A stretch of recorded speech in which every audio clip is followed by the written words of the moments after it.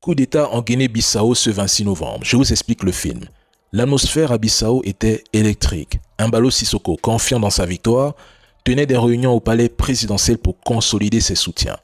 Mais vers 11 heures locales, des mouvements inhabituels d'unités militaires ont été signalés aux abords du palais et des locaux de la CNE, avec des véhicules blindés et des soldats en tenue de combat se positionnant discrètement. L'escalade s'est produite de manière fulgurante vers midi.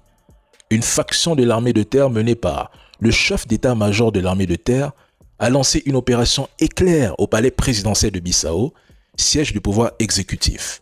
Selon le récit direct d'Embalo Sissoko lui-même contacté par téléphone par des journalistes de Jeune Afrique peu après l'événement, des officiers armés ont fait irruption dans son bureau vers 12 heures précises, sans violence physique à son encontre, ni échange de tirs immédiats pour l'interpeller et le placer en résidence surveillée sur place.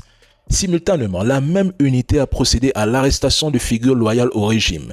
Le chef d'état-major général des armées, son adjoint et le ministre de l'Intérieur, tous détenus dans des locaux militaires voisins pour haute trahison selon les militaires. C'est à ce moment que des tirs sporadiques ont retenti près du palais et des bâtiments de la CNE.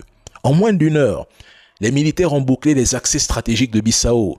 Aéroport, port, route vers le Sénégal et la Guinée-Conakry et médias d'État avec des patrouilles armées patrouillant les rues pour prévenir des contre-attaques des loyalistes ou des émeutes populaires, tandis que l'électricité a été coupée pour perturber les communications.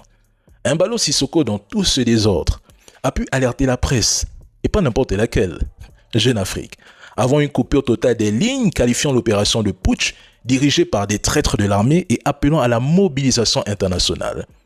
Vers 13 heures, les militaires contrôlaient de facto les institutions clés, isolant les opposants potentiels et gelant la proclamation électorale. Togo-Russie. La marine russe obtient un accès privilégié au golfe de Guinée grâce à sa nouvelle coopération militaire avec le Togo. C'est exactement ce que j'annonçais ici il y a 8 mois, mais personne n'y croyait. Désormais, des instructeurs d'Africa Corps formeront les forces togolaises.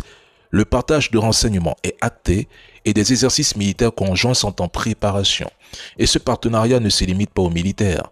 Le volume des échanges commerciaux, économiques et logistiques entre la Russie, les pays de l'AES par exemple, et l'Afrique de l'Ouest en particulier le Togo, est en pleine expansion.